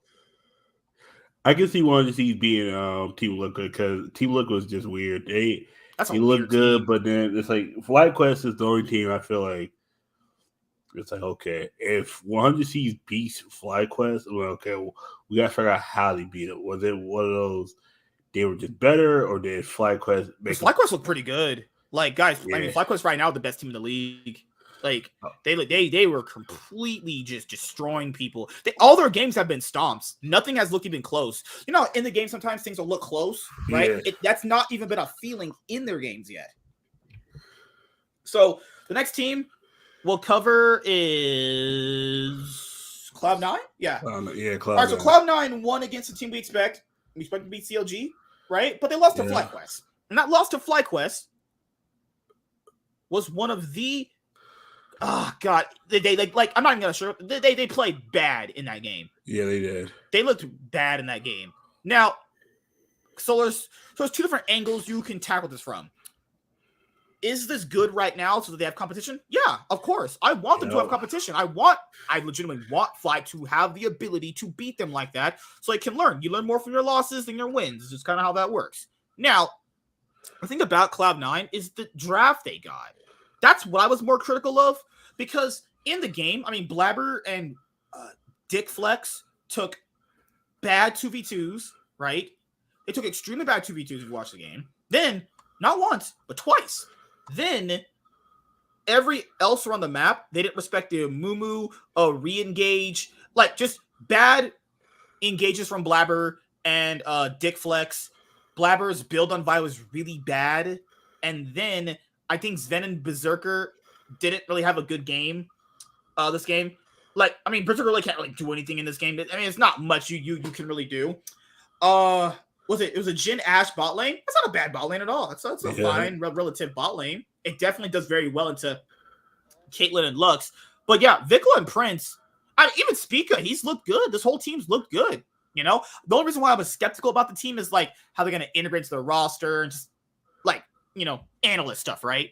But now that we've seen them on the Rift for about 4 games, a decent little sample size of games, this is horrible, man. Like C9's draft is already bad. This is already essentially, if you win this, holy crap. Someone said they're getting punished finally for their bad drafting. I mean, like every other team eventually does. I don't know what that even means. This draft is bad. I'm telling you, this draft sucks. That's horrible. But this is also bad too. So Dickplex is kind of winning, I guess, against what's his name, Vikla. Spica comes in, they turn on the 2v2, they mess up the 2v2 re-engage, and then Vikla gets 2 kills. This game's already over from that moment. I already know the game's over. You give Vikla 2 kills early on Silas.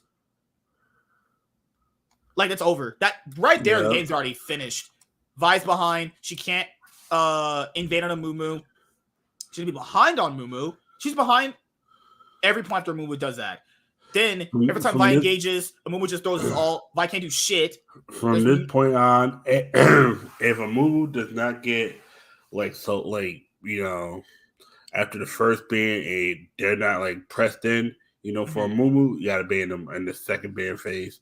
Because because you look at these, you're like, okay, what is their weak choke point? Like every team what is their win condition? I'll ask you since you're new. What do you think FlyQuest's win condition is? Because the point of a draft is to get the best win conditions. Well, the meta is doing it early on. The meta right now is doing it early. So what do you think is Cloud9's win condition? Because they're the one that lost. So drafting these champions, what do you think is their actual win condition? Because I don't see shit. I don't see shit. What is their damage? I don't know where any damage is coming from. The damage is coming from your Jhin and your Ashe bot lane that got countered by Caitlyn and Lux. Because Jhin and Ashe are not a bad bot lane, but that definitely doesn't do well against Caitlyn and Lux. Oh, definitely not Lux. Like Lux just throws one of her snares or throws her E, the circle thing that explodes. He actually throws that and you be a squishy and tank that. That shit hurts. I mean, I don't know what Fudge is gonna do against Cassante, where it's not that he's like lost in a laning phase. It's more like there's nothing Fiora can do in this position to help this team win in the spot they're in. Exactly. It's like, damn, you're like looking at the match as usual. It's like, damn, this is. Remember when he hit this re-engage? So Blabber thinks, hey, who's checking who out? And then Speaker's like, oh, I got you. I'll just ult, and it's just over. Yeah. He just ulted and was finished. Like, it's just so. This was just a bad game from them. I hope that this is not going to be something that you see consistently. Like, I do expect them to still be a top 4 team in the league. I still expect that. And FlyQuest are the best team in the league. Not going to dispute that. Not disagreeing with that. They're the best team right now. They're the team to beat. They're 4-0 right now. I think when the split caps out, when we're on week 9, I think they'll finish about, I don't know, 16-2. I think they'll win. Yep. I think they'll win most of their games, actually. Or they'll have the EG score, 15-3, 14-4 or 16-2 is where I see them finishing at. I really don't see a lot of teams either punishing them for their mistakes or just either gapping them in lane. Because it's not that they're playing well as a team. They're just straight out gapping people. Impact! Old-ass Impact! Gapping motherfuckers still. You know this motherfucker eating that chong shit. I don't know what he ate, but he's definitely eating good. So that's my thing with FlyQuest. They look good. And not going to disagree with that. Who's the second best team? It's a toss-up between 100 Thieves, Cloud9, and EG right now. I'll probably go Cloud9. Cloud9. Best team. I'll probably go Cloud9 right now.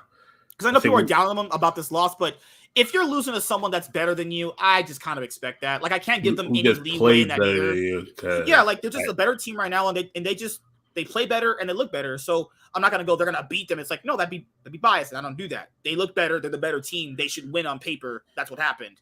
And a pretty big gap margin right here. And I want them to lose right now. Better lose like this right now than lose like this in the playoffs when you can't fix your issues. So Prince is the best ADC in the league. And people are like, Berserker didn't play well. Yeah, I love what Berserker can do when Blabber fucking turbo ran it the whole game. I just only wonder what he can do.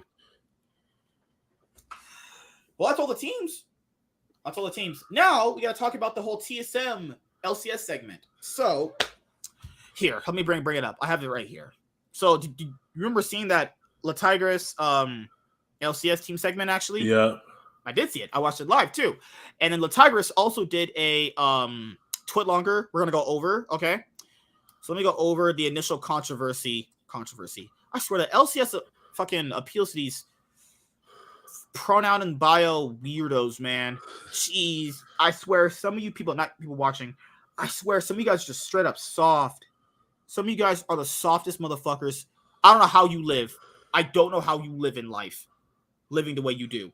It is abhorrently bad. So, here, let's go over the controversy. This is 1 minute video explaining it the best. That way you just get the point across. And we're going to go through it right now. Did Warren cry during the TSM segment? He probably did. He most likely did. Oh, Lord. All right, here we go. This has a new format this season, and they've started branching out onto other segments they think the audience will like other than just game analysis and statistics. Well, that kind of went wrong in the broadcast 2 days ago. In this heavily upvoted post on Reddit, user Yuchimoto shares the opinion of the community. I'm not saying anything bad about this content creator. I like his content. I'm not saying anything bad about him. What I'm saying about what he just talked about, his point was this guy was talking for the community. How does one person on Reddit with a paragraph talk for the entire community? I don't know where people, I'm not saying he's a bad guy. I like this guy a lot, but where do people get that kind of position from? Where do you make up that in your mind? I speak for everyone. This is a user on Reddit. How this is the most upvoted post is ridiculous. So let's read it. Unprofessional LCS segment. Unprofessional. Yesterday, LCS's segment on TSM and Double Lift really missed the mark. Usually, the LCS staff has pretty solid segments on storylines between players and teams, but this one was tone deaf. I understand the drama behind them makes for an interesting storyline, but the upbeat and joking tone given to a segment regarding possible players/staff bullying and abuse was absolutely unprofessional. We'll talk about that in a minute. Not to mention, bringing up legal issues and possible abuse in an LCS segment at all seems inappropriate. Like some of the comments on the post-game threads I've said, have said, imagine LEC bringing up G2 Carlos being friends with Andrew Tate and being removed in a segment. It's unheard of. Yes, we want interesting storylines, but this is no way to do it. Okay, so this is all types of retarded. Not this content obviously. Talking about this post. Bro, those are all types of bad. First of all, TSM is, I mean, what's the best word I could use for this organization? Like, they did this to themselves? I mean, first of all, TSM has been in drama ever since even I started watching them. This before, like, even when it was even worse than when I started watching, right? TSM has did themselves no favors, right, in any of this shit. Yep. And it's abhorrently gotten priority from the LCS in special treatment, okay? Then TSM have Reginald, and I don't gotta go down a list of reasons why that fucking... And then he's... Yeah. And then they... No, I was gonna say then they did something where it looked smart in the beginning, but now it's starting to crash under the whole FTX thing. Right. TSM pushed... I mean, Reginald's the one that gets their sponsorships. Reginald got the FTX sponsorship. Then LCS was like, well, we can't have one of our orgs having a better sponsor than we have. Okay, LCS was like, we're going to go on that FTX sponsorship. Bruh. Oh, God. Oh, Lord. TSM, I mean, there's more stuff to it than that. TSM, of all people, shouldn't... I mean, TSM of... Like, the fucking league community just does nothing but shit talk TS. A whole load of... I mean, guys, I can't spend enough going over this stuff. I'd be here for hours explaining all this stuff, especially in contextual detail, too. What I'll say is... league fans actively hate on TSM, and now motherfuckers want to play switch-up game? And oh, I want to protect it. Oh my... I might just throw myself out a window. Some of you people are some of the softest motherfucking pieces of shit, dumb little bitches I have ever met in my life. What type of world do we live in where we're defending TSM? The org that knew their owner was doing all this fucked up shit to their employees and still defended him. What planet do we live on? Oh no, Lou, I'm not criticizing. I'm not talking about Latigress at all. Not her fault. I'm not speaking about her at all. She's not who I'm talking about. But yeah, I do agree that is the thing. What I'm saying here is people clamor for transparency for the LCS. They give them transparency. I mean I mean, come on, dude. And then the LCS people, they actively go into the cesspool of Reddit users, and then they actually think what motherfuckers say on Reddit is what everybody thinks, and then they actually make decisions based around Reddit. Reddit, people. Yep. This is ridiculous that I have to explain this to anyone who's watching. I know you guys respect me, but you see how stupid that sounds? Yeah. Imagine if the NBA commissioner went into the NBA subreddits and then started making and told teams to make roster decisions based off what Reddit users were talking about. You know, man, if I don't throw you my fucking window and light your ass on fire, man, oh my goodness. So many people care about TSM now? Because TSM's so professional, right? Letting Reginald do all that shit to those people, none of them speaking up when they have the right, when they have a actual reason to. What are we doing here? I could give two shits if the LCS their drama. ESPN, I'm pretty sure they're going to bring up Tom Brady divorcing his wife. Are they not? To a certain degree, and then go back and play football. What is this? And you guys, people would, I mean, the whole Andrew Carlos thing, if you agree with that, you just go outside and just do something with your life, because you really don't live life. Imagine LEC bringing up G2 Carlos being friends with Andrew Tate. Bruh. People, Carlos was canceled because he posted a video. Someone else posted a video of him partying with Andrew Tate. Carlos has been someone, to what we know, public knowledge, has not abused his players, not the shit that Reginald did, and lost his job because he partied with Andrew Tate. Less shit this guy's ever done than Reginald who mentally abuse players on stream, make them cry. I mean, it's just I can't even conjure up the thoughts alone to compare Reginald to Carlos. They're vastly different people. Well, one is successful and one is just a dirty, ugly, stinking ape. But we'll see where it goes. Right? Yeah. What the hell is this? If you like this thread, I'm just please, for the love of God, understand life and how it's structured. TSM does not do themselves any favors being how they are in the league. Okay, always cause drama. It's just been their thing. They're literally the Dallas Cowboys of the league, and that's fine. Whatever, it's cool. They have a little nickname. That's cool. Now motherfuckers care about TSM. Now you care about TSM. Where's this come from? All these TSM cares for. I don't know if TSM fans were there. I'm not saying TSM doesn't have any fans. Yep. And people said Doublelift was cringing about it on his stream. Doublelift's the one who initially brought it up. So if Doublelift was concerned about other people cringing about this situation or someone talking about it, why did he should have brought it up then? Like what the hell? Like I don't care. I didn't give a fuck personally about the segment itself. I mean I didn't care about that at all. The fact that people were actually caring about TSM is very two-faced. Motherfuckers don't give a one fuck about TSM like that. I think it's in bad faith to pretend like we do now. We've caused nothing but drama. The owner is just a straight up piece of shit. And we're gonna bring up Enchtate and Carlos in this post because why? Carlos was unjustifiably canceled for something for a thing of posting a 10-second video. So Carlos can't be canceled for a 10-second video, but Reginald is allowed to mentally abuse his players, and he can still be around the org, and he has to take training. My brain is fried. I just can't do it. You people are retarded in this community. That the intermediate monologue by presenter Gabby Durden in the LCS was quote-unquote tone-deaf, inappropriate, and unprofessional. In the clip, Durden outlines the drama between Doublelift, but it's not unprofessional for Doublelift to go on his stream and air this dirty laundry out, right? Not to this guy. I'm just saying in general, right? That's not unprofessional, you know? and TSM founder Andy Reginald Din that happened years ago. Basically, every comment on the Reddit thread is years ago.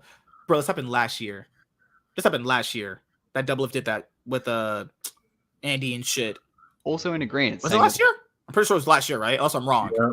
No, it was last year. I remember it started in the last year. Presenter talking about workplace abuse, legal issues, and possible player and staff bullying wasn't what we had in mind when Riot said they wanted to try new segments. Another user also pointed out that Riot even promoted the segment, but then deleted the tweet saying they must have realized how terrible it was. I've linked the whole clip in the description as well as the Reddit post, but here's a snippet just to give you an idea of what was talked about. Okay, I can't go over that because that's gonna get music clipped. All right, so let's go over some of the comments here. Kind of crazy that this segment ever got through the producers. What is going on here? I give them 1 year until I start doing political segments. Yes, they did one already. Remember that one? That will also involve the Tigers too. Crazy how this goes. Dash died for this. It's crazy. I hate it. That's also true, man. I've seen that is true. People have gotten canceled for literally less reasons. Hell yeah. It's like, and the reason that he really got canceled because people didn't like what entertainment. It's like people didn't even get canceled because of entertainment is because of stuff he said. And you know people think what you said? You hang out with this person, you absorb all their views. Yeah. That's one of the things. How anyone can think that in their mind is ridiculous. But that's actually a thing. You hang out with X person, that means you're just like them and you just go by all their views and you agree with everything they say. But someone who, I don't know, like actually abused his players is allowed to still be a part of the organization. Please process that information for yourself. Someone who people know did this stuff is still allowed to be in the scene. But someone who was hanging out with a controversial figure is just canceled. Yep. How's that? Not even, I don't care about being fair because life isn't fair, but how does that make sense? Make it make sense to me, please. It don't. Oh, God. And people say he doubled down. I don't care if who gives a fuck if he did? Who cares? He did nothing wrong to begin with. Who cares if he doubled down? Oh, I love these external factors people play with themselves. but he doubled down on who cares? Who actually gives a fuck? It's a non-talking point because it's stupid to bring up. So if Chaz was in some trouble and Chaz was like, yeah, MSK is my friend, I'd be like, cool, yeah. Well, what's the real problem here? You know? If I had a friend and I liked this person, I would defend them because they're my friend. Yep. Who cares if he doubled down on liking Andrew Tate? What does that even... Who gives a fuck? You know? But the LCS segment is just... I don't know. I think people are just being too soft. It really wasn't that bad. And if these people were as mad about this abuse they went through with Reginald, well, you know, in life sometimes you gotta just stand on your morals and speak up. It might cost you your precious job in esports that you're probably not making no money from, and you're gonna get fired anyway. We know these jobs in esports don't last long. If they cared this much about it, then they should have spoken about it. Not throughout the years. I can promise you, if you look hard enough, people have asked TSM employees to speak about these things. They didn't. Lena, respect to her, she said on her stream that they asked for her money to stay silent, and she didn't. And I respect that. I respect that a lot. You know, that's what you should do. You should obviously understand that TSM employees have had multiple opportunities to speak out about Reginald's abuse, but they didn't. Like, I'm supposed to have respect. I'm supposed to like respect that. Now, this is years, people. I'm not talking about 1 year of doing this. Multiple years. Okay, this is a multiple year thing you could have had. Are you about to sit there and tell me that a random esports journalist isn't going to try and get a sweet, juicy TSM interview with one of the employees to just destroy, figure out some dirt on TSM? That's not a thing? Yes, it was a thing, probably. Most likely, we know, because people have spoke out anonymously. Then when other people called out Reginald on his abusive behavior, people defended him. That's even worse. We saw you get abused and you defended. Exactly. Stockholm syndrome. I hate it. Oh, God. Like, based off of Tigress, I don't really care for her all that. I don't really care for her all that much. I mean, she's just not my personality type on the broadcast desk. I mean, shoutcasting's pretty bad. If she just had the shocks role of just being a host and just doing the interviews, I'd be cool with that. That's where she's strong at. Play by play, not really. I just think she's good at that. You know? Yeah. But if people say it's sexist, oh well, who cares? That's my opinion. I don't care. If it's sexist, who cares? I straight up just don't actually give a fuck. What do you want me to... I mean, if I say I hate Captain Flowers' casting, is that sexist too? It wouldn't play on that. It wouldn't play on that angle because that angle doesn't exist for these people. But you know, what do you think, man? Okay, I have no issue against the Tigers. I think my issue is like what happened? Or just both things: the Tigers angle and the whole TSM segment of the LCS. Okay, I'll talk about the Tigers real quick. I have no issue with her. So okay, I think it's one of those things. Sometimes you might have to put your input. It's like, you sure is this stuff we should be talking about? But you know, sometimes you got people over you that whatever opinion that you have, that's understandable.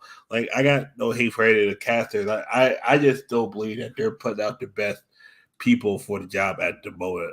The LCS, and for TSM, like from all the stories I heard, to me, like I'm not too big on TSM's history. The only thing I really know is the FTX thing, and I remember Cole and I were discussing it. I was like, nah, this is gonna fall apart because the issue with crypto is once crypto got mainstream, is when it started to crumble. It was like, yeah. Doesn't ESPN?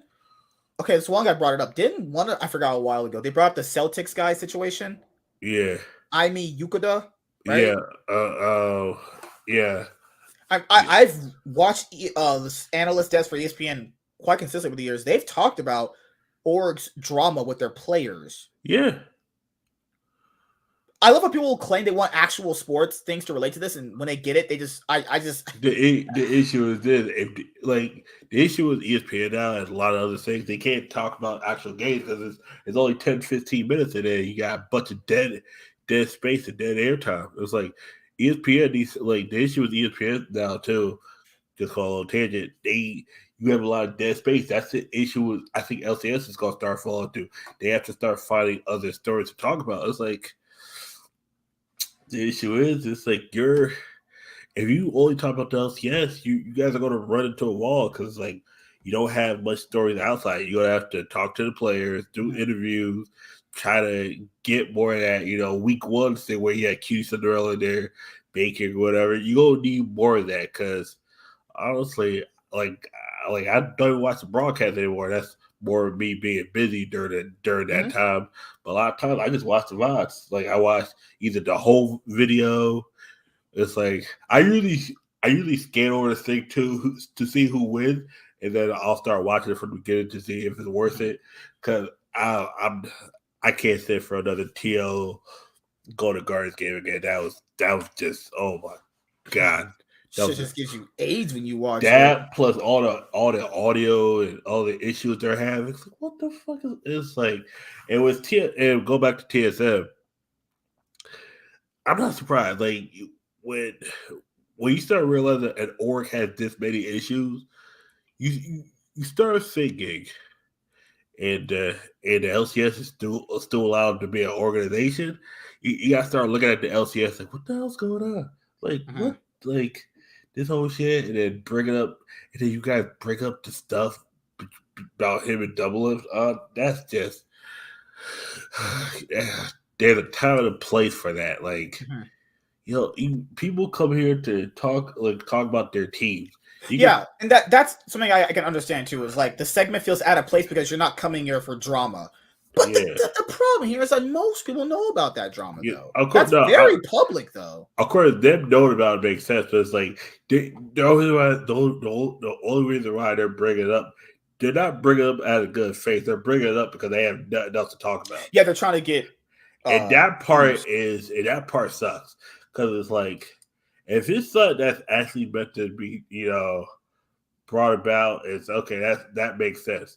But if you're just bringing it up to just, fill time. This guy pointed it out. It's public information anyway, so who cares if they want to talk about it? People do it all the time. But as soon as LCS does it, oh my God, so cringe. League community with their trash double standards need to literally go away. I'm pretty sure this person doesn't speak English properly.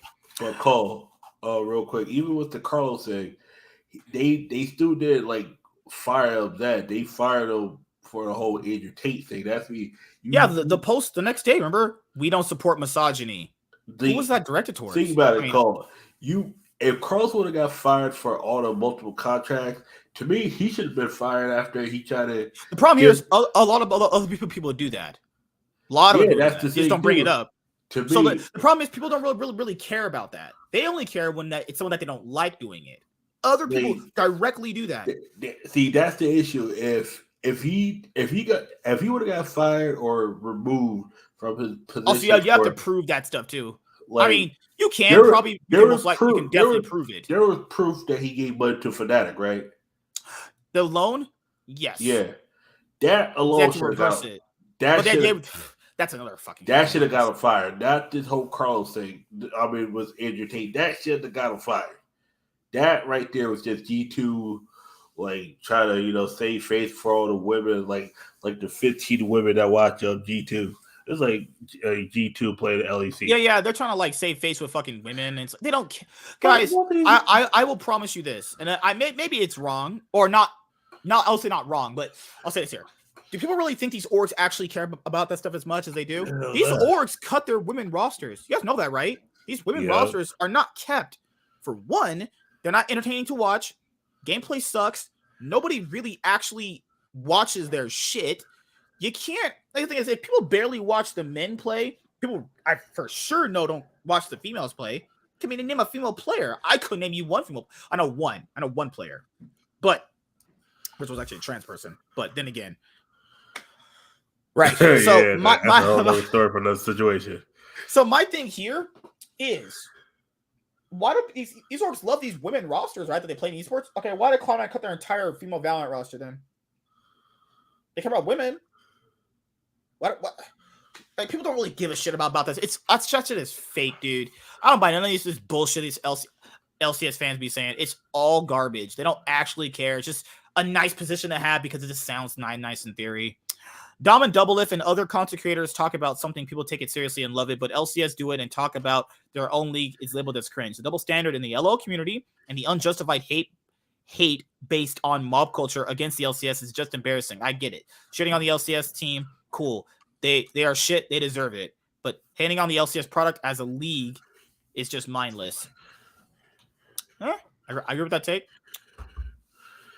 Yeah, it's like if it's unprofessional, why is Doublelift talking about it? Definitely, if he might be involved with it, like that's a conflict of interest, like, isn't it? Yeah.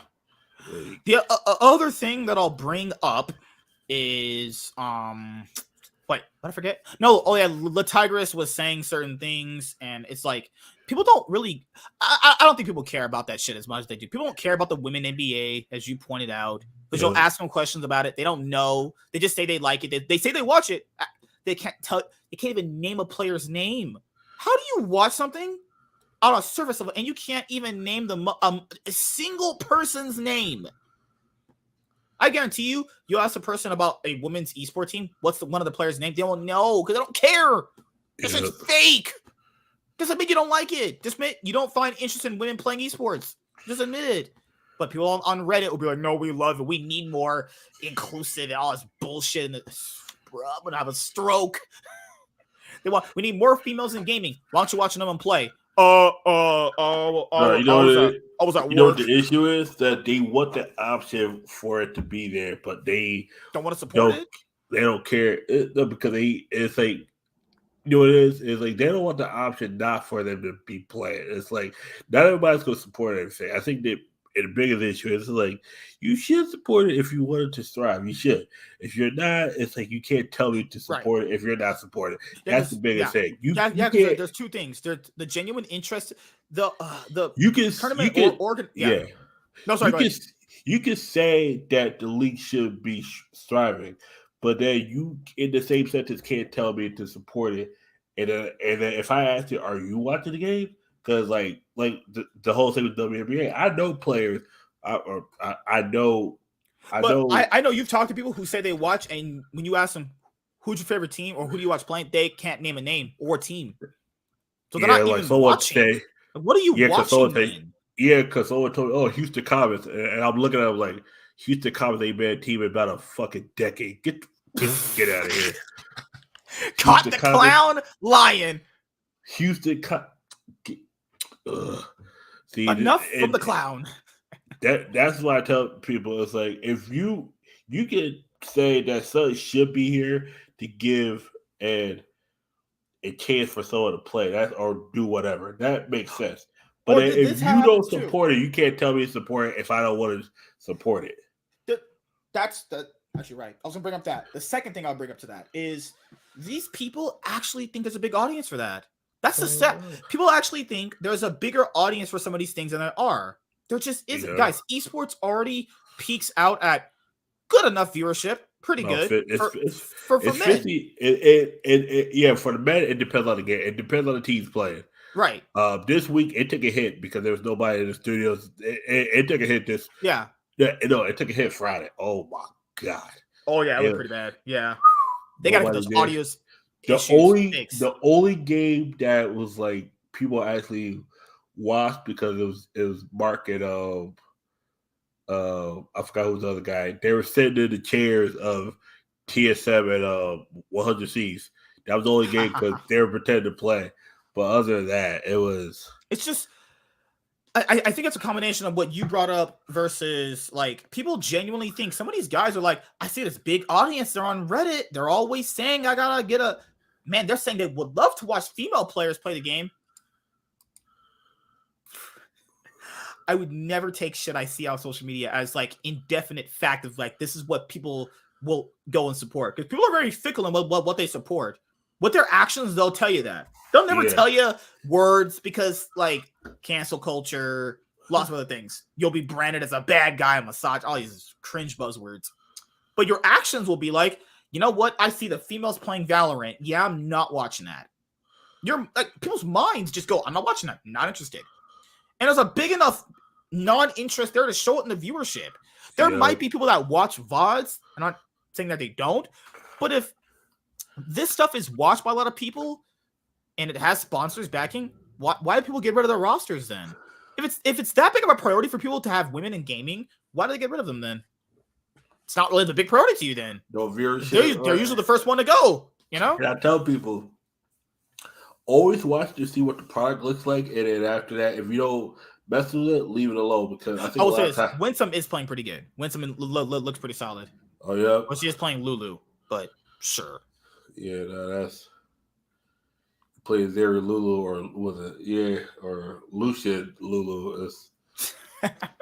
Oh, guys, but I do have to head out of here and right now. But we had a pretty good show. There's not much more I can really say about the LCS TSM controversy. I don't care enough for TSM like that because I mean, if you've seen what I've seen with TSM through all these years, all these stories and all these videos, people going out to bat for TSM, bro.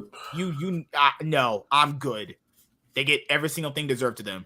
If a person is treating you that bad, but you want to keep your job so hard in esports, you want to keep your job so bad, you want to keep your mouth shut, you deserve everything coming to you. Either speak up or just shut the fuck up. Pretty much what you gotta do is just sit on that stand. If you know a team do you bad and you're just standing by them, at some point you gotta be like, you know what? I either say so or I can never talk, because at this point you're choosing to not sell your soul, but it says it says sell your soul because you're taking a paycheck instead of telling the truth. And I mean, if you can do that, go right ahead. If you can't, you know the consequences coming. But yep, that's pretty much it. Yeah, that's pretty much it. No, we had a great show, and oh yeah, well, I forgot, Sean. You can't play clips unless you're on mod. When you link stuff, if you're not on mod, you can't play it. That's just how it works. Billy Boss TP. Oh god, don't even. Oh lord, fuck. You guys are just trying to troll me. Don't tell me that. Oh, that Niski TP, the Billy Boss TP. Yeah, there were some bad LCS TPs. Holy crap. That Summit one was just like, is your eyes? I swear his eyes are not open when he's playing. I swear, them shit is squinted when he's playing. Holy crap. But yeah, man. You are a mod? Are you? I fucking forgot. You're actually a mod? I don't even remember. Sure. I'll go check right now. Let me see. I don't remember. All right, we'll play it right now. Just give me a moment, okay? Yeah, nope, he's a mod. Just making sure, because I couldn't see that because I was just not looking at the live chat particularly. All right, playing it right now. Give me 1 second, okay? All right. I actually forgot you were a mod. Okay. Oh, I saw this live. I think I saw this live. What? No. Did I say this live? I saw this game live. Because I told you guys, I saw this game live. Niski was playing Aatrox. Yep, I saw this live. That's when I got my picture with Cloud9 this day. I saw this live. I saw this. This was, you need to get off the stage, go home, and do anything but play this game. Solo first turret gold with 5 plates. Yeah, so here's the TP. If you look up on the top, Bruh. unfortunately from Huhi, that to me. Wait a second. He Okay, TP'd in their own base. When he tried to TP to help out someday, he TP'd in his own base. That's where he wasted a summer spell and only went like. Well, it would have directly impacted the 1v1 he was having against Licorice, right? Yeah. So I'll go right here. Okay, so just watch who he does in his base. So he challenges. Okay, look right there. He's TPing to his own Nexus turret. Okay, he's trying to TP here. He's trying to TP to help out someday fight Licorice, but he clicks to TP in his own base, where he just goes 2 feet. Yeah, yep, that is one of the worst ones. I watched that live, and he didn't come out to do pictures that day for who he just. Oh god. But all right, guys, we'll see you on Tuesday. We'll see you guys on Tuesday. Talk about the LEC. Will Fnatic make top 8? Oh, Probably God. Dude, not. I can't. Oh my God. I can't watch that. Like, I love watching the LEC. There were some banger games today. That Mad Lions game. There were some banger games, but my God, banger games. the LC is a freaking mess. There's not one strong, confident team. I'm like, you know what, this is the team. There's not one team. There isn't. It's like, yeah, people like Bo Bo got pretty gapped today. But Vitality caught like Vitality. They kept playing out the game. Like they never they were losing. We'll see their different. Oh, BDS, right? It was BDS? Yeah. BDS. If they had closed out the Vitality and the XL games where they were massively far ahead, they'd be 6. They'd have enough wins to get in. Yeah. That's their thing. Is like they griefed it against XL. They could have beat XL. XL should be winless right now, guys. BDS looks so much better. BDS have Lebrov, and he is such a fucking inter. Oh my God. Astralis is actually looking not bad. They got 1 win from XL, and they're like, we're actually a decent team. Where did that come from? And then they get another one. And now they're feeling themselves like, we're not actually dog shit. Dejor is still bad. He sucks. But it's like, we might actually make top 8. I was like, I swear to, if there's a world, like, because I saw a Reddit post. How do you start that bad, but end up that also not as bad? Imagine a world where Astralis makes top 8 and Fnatic doesn't. Oh, Jesus. We actually might be living in that reality later tomorrow. Yep. But someone said, who's likely not to make it, Koi or Fnatic? Well, Koi actually won one of their games. Koi also don't look that good either. I mean, Koi's mid pack. I don't know what's going on. God. SK Gaming, like I told people, as long as they win about 1 win, they're good. They're pretty good. They look good in one of their games. I didn't see the other game. They look bad. They look bad. They look pretty like today. They look pretty solid in one of the games. They look just like they're gonna just straight up run through those guys. They have, I think, calling SK Gaming a good team. Oh no, Warren's gonna come out of the darkness and just nope. But I will say this: the LEC right now, before we head out, the LEC is what do you even say? Okay, we'll talk just about Fnatic really quick. Just Fnatic. I think Fnatic are bad. And by I think I said this 2 weeks ago. Fnatic are bad. If they make top 8, given how absolutely horrible they have played, I don't know what that says about the league. I just don't. There's no way this team's going to come in tomorrow. Remember, they have to win their game against SK Gaming to have a chance at a tiebreaker against Astralis for 8th, okay? So if they win against SK Gaming, they have to play a tiebreaker for 8th, okay? They literally have to beat SK Gaming, okay, in order to get that tiebreaker. Based off how SK Gaming murdered that other team they played against today, are you really putting your bets on Fnatic to do that? But SK Gaming is so roller coaster. That's like, as long as they beat them in the early game, they're fine. There's no way Fnatic challenges them in the early game. If SK Gaming play out their good early games like they've been doing, if they go up 5,000 gold by 10 minutes, if Marcoon blows out Razork the way he did to the other guy, oh my God, Raz! I'll show you thing. Do you think SK Gaming, if they get a big enough lead, they'll just straight up run through them? Yep. If they get a big enough lead, SK Gaming will just completely run through them. Yep. Outright. I have no faith in their early game. I just don't. I got no faith in them in period. Just watch them so there. Even them late game, it's like when this team gets far behind, they just give up. They're like, nope, we're done. Next game. I was like, that and XL, just like people had XL top 4. Yeah, like their game. I remember this game. I think I watched it. No, I have to rewatch this. I remember I saw parts of it. SK should have beaten Astralis. SK should have mollywopped them. I have some of these games where like this team is winning so hard, but they can't close it out. SK should have beaten Astralis. Astralis were so fucking lucky. But all SK has to do is just close out tomorrow against Fnatic, and they're sealed, and they're good. They close out, and they're good. Fnatic are out. If Fnatic lose to SK, they're out. OUT. Season is done. And that's the thing. It's like some people say, but if don't make top 8, I don't want to see this team play anymore. People don't see this watch these Fnatic games. I don't want to see this team play anymore. Like, I want them to get knocked out. Why would I want to watch best of threes of this team? Watch them just go 0-2 every week then? Fuck that. And I'd rather have an SK Gaming play. I don't know. I don't know if there's a world where I better say that. But all right, guys. See you Tuesday for more league content. And we'll be heading out here, guys. Anything else you want to say, man, before we head out, actually? Man, this really is the Wild Wild West. They looked at upset playing at Worlds last year and like, we got to get Reckless back. Just, bro, these esports guys do not make the best decisions.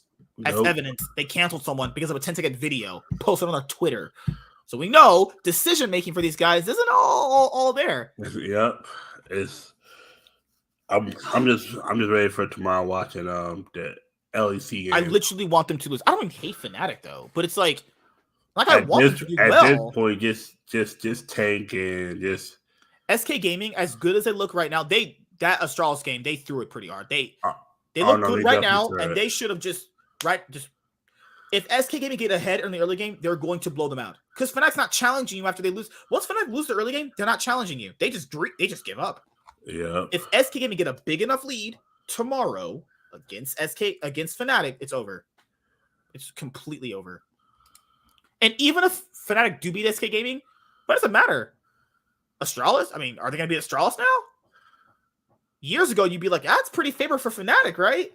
Don't look like it now. Fnatic are dog shit, and I hope they don't make playoffs, actually. This would be their first split ever to make playoffs. And I would love that, because they don't deserve it, because they look like absolute abhorrent dog shit. Okay? All right, guys. See you on Tuesday for the LEC